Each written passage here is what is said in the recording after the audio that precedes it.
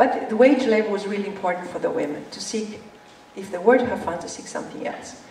Then an important finding was the access to information, institutional support. Men had access to information, maybe because they owned land, maybe because they were men, maybe because they spoke to other men. They had access to that information. Whereas women, look at this percentage, only 21%. So they would never know whether the rains were not coming or whether this was a drought year, what to plant, what not to plant. It seemed to be that gender, as you can see here, gender was the most important consideration rather than anything else. Caste or land holding, because we looked at caste as well, and we looked at land.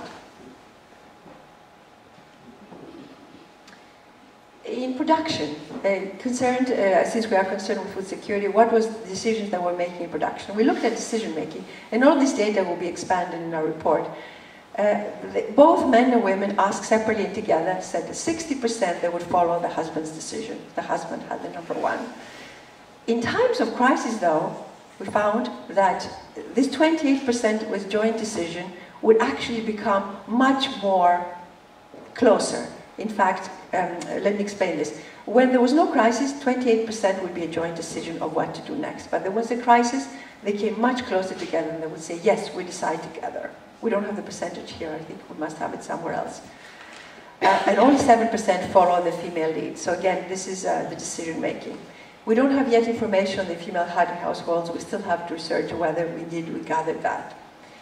Factors that would influence the change in the cropping patterns, this is the meteorological data supports that, is the rain, that in fact there's much less rain, so everything becomes drier, and then investments, meaning what is available for farmers to improve their techniques.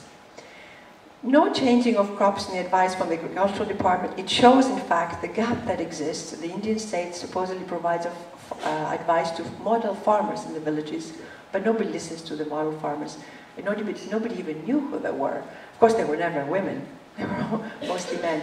And for the woman, that was even much more difficult to go and speak to a man, because in fact, she did not feel that she had the right to speak to them. So people ignored the advice of the government, and they went to what they knew, their own sources, their indigenous knowledge, neighbors, the networks, the social networks, and so on. What are the emerging trends? So I can finish my time. Yes, I'm good on the time. We found there's a new definition of the farmer. The farmers are no more the farmers we think about. These farmers now receive 90% or 94%, I think we had, of support from the government. They actually receive a rice from the government. It's not enough to live on the rice, so they have to supplement this with wage labor, and they have to go out and earn money to buy food and to actually all the other necessities that they need. So there's a new farmer emerging. The men keep their land because that's what is a farmer. Women don't consider themselves as farmers. They consider the wife of the farmer and so on. So this is really actually the research that we need to look at. What is a new farmer? Both men and women have different views of the short and the long-term vulnerability.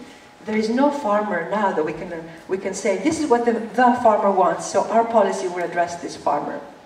And then, as I was mentioning before, the gender roles shift in times of crisis. So perhaps as the crises become more intense, maybe we'll have the gender roles shifting as well. The rural to urban shift, other studies of course have documented this as well. And then the food security, it's stable. I mean, there are no starving people as such as they used to be, but they're malnutritioned. And the farmers themselves recognize that. They say, we don't eat as well. We don't have the things that we like to eat. We don't have traditional crops. And we don't actually know what will happen in the future. These are the contexts. I want to say that more research needs to be done on comparative studies, flood-prone, drought-prone areas, different parts of India, comparing it with other studies in the world. Also, looking at the methodologies, really making them precise so we have good numbers to give to the next time. Collaborating with each other, not assuming that the farmer has one risk, and putting all this together. It is we were saying with Sybil, there's instead of triangulation, it's 7 sides, putting it all together, and then maybe we'll have a true picture of what it means to be a man and woman in this changing climate shift world. Thank you.